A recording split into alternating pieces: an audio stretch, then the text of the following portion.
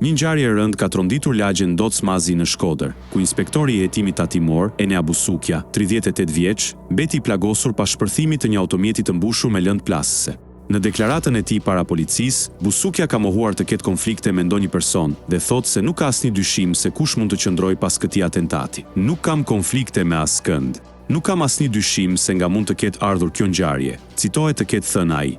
Policia e Shkodrës ka shoqëruar disa persona për t'u marrë në pyetje, por ende nuk ka të dhëna konkrete për autorët e vendosjes së eksplozivit. Grupi hetimor ka sekuestruar provat e gjetura në vendin e ngjarjes dhe po analizojnë pamjet e kamerave të sigurisë në zonë dhe në akset hyrëse të qytetit për të identifikuar autorët. Hetuesit po përpiqen gjithashtu të rindërtojnë itinerarin e personave të dyshuar, të cilët besohet se janë larguar drejt fshatit Dragoç, ku makina e përdorur në atentat është gjetur e djegur. Hetimi vazhdon për të zbardhur plotësisht rrethanat e ngjarjes dhe për të identifikuar përgjegjësit.